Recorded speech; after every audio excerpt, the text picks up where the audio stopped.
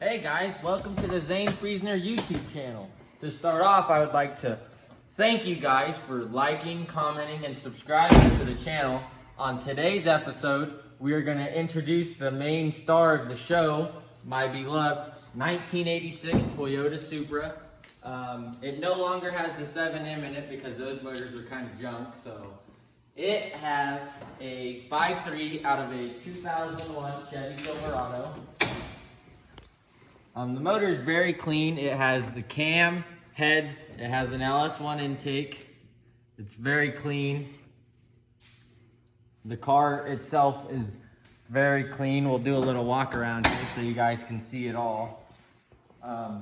It does have these 19-inch Infinity wheels, which I absolutely hate. In my opinion, they look awful. After we are also in the process of putting an AR5 5-speed trans in the car. After that's done, it's definitely the next step is going to be a set of wheels because I absolutely hate these ones. They make it look like it's a monster truck, make it sit way too high, and it rides rough. The interior of the car is also very clean. If you look at the dash, there's really no big cuts, rips, which is very unrare for a Toyota Supra, especially a 1986. Like I said, the interior is very clean. We did have to cut the console out where the shifter is going to be for the trans, but you know we're going to button that up when we're there. But you know it is a swap car, so it's not going to be perfect. Come back here. There is a little bit of body damage on the car, but only right here.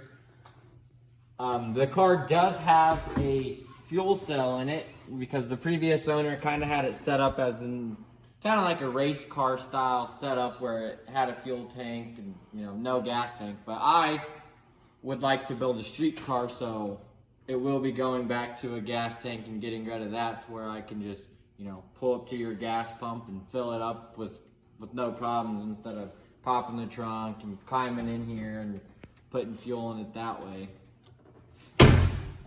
You just come around this way, full look of the car. The paint's in really good, it's really dirty, but paint's in good shape. There's no real big dents in it besides that one in the trunk.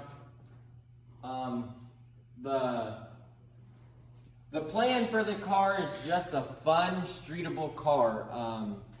The last week, I went to Rocky Mountain Race Week because they went through Great Bend, which is about 30 minutes from my house, and I got to meet my idol, Cletus McFarlane, and some of the other guys from YouTube, and I thought that was really cool. So my plan with the car is hopefully next year have it put together and streetable to where I can go on Rocky Mountain Race Week and follow those guys around and, other maybe some street car takeovers. I got the car 3 months ago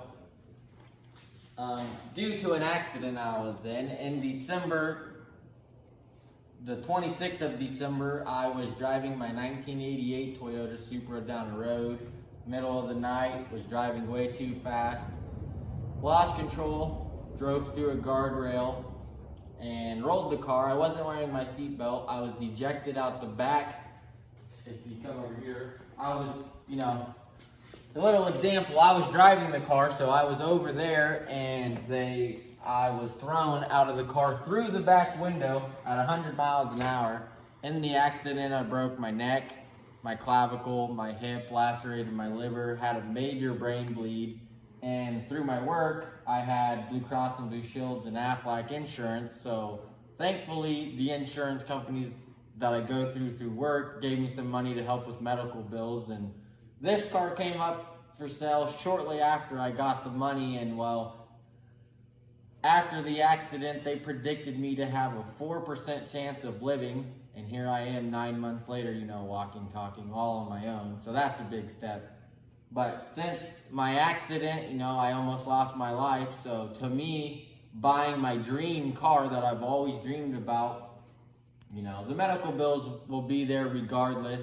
I can make payments on them. The car wasn't gonna be around forever. So I decided that, you know, it's my dream car and that I wanted to buy it. And then, like I said, it came with an automatic, and the dream for me was an MK3 Toyota Supra with an LS motor and a stick swap in it. And so it came in automatic, so we're currently in the process of stick swapping it, and then we will be, you know, after the stick swap, it'll basically just be building the car to be streetable, to be able to drive it wherever you want to go. You know, Rocky Mountain Race Week, any other event like that, it's gonna be built to be a very streetable car.